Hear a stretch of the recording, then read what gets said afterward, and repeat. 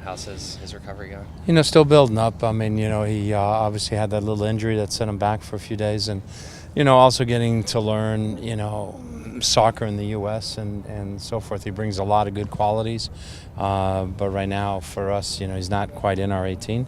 But he's going to get a chance to play with us too on Sunday and continue to develop. But he's definitely a guy we hold out, a lot of hope for in the future. Is Ozzy still on schedule and is jogging on the side? Yeah, he's on schedule, so he should, like I said, he should be back into bits and pieces of our training beginning Tuesday.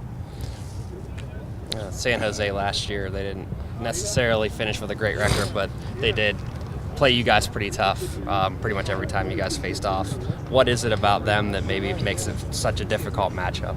Yeah, I mean, it's really strange because when I was coaching in Columbus, every time we played San Jose, we had good results. I remember once we went into San Jose and won like 4-1 or something like that.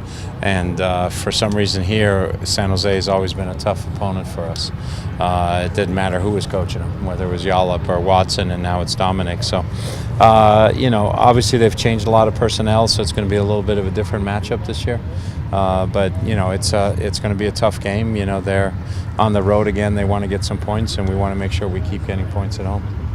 You have a cluster of, I think, like 4 former Sounders. Do you tend to follow former players of yours in any sort of particularly close way? At San Jose? Yeah. Yeah, you follow them, as to how they're doing. I'm trying to remember who all the former Sounders are there. This Facito. Yeah, that's right. Cato and Facito, I think. That's right, yeah. They took all the speed guys.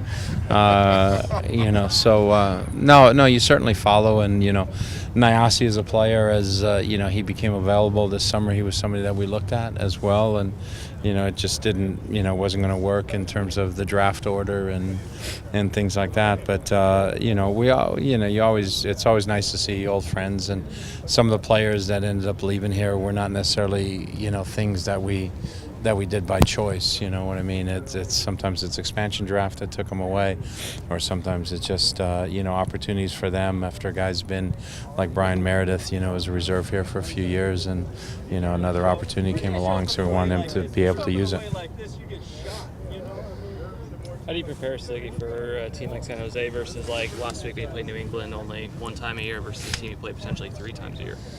You don't prepare any differently. You prepare, each game is an independent event, and so you prepare for that game. And obviously when you play a team more often, you've got more notes in your files on that team and things like that. But San Jose is really, the difficulty this year is they're really a new team in terms of just the amount of changes they made to their personnel. And now with the coaching change as well, changes a little bit their style and how they're going to play. So, I think the style thing we can sort of account for because we know Dominic a little bit, but how that whole personnel is going to match. Is he going to change the lineup this week from last week? When a team's been around, like you sort of could have pretty good assurance that New England was going to play, these 12 or 13 guys were going to play.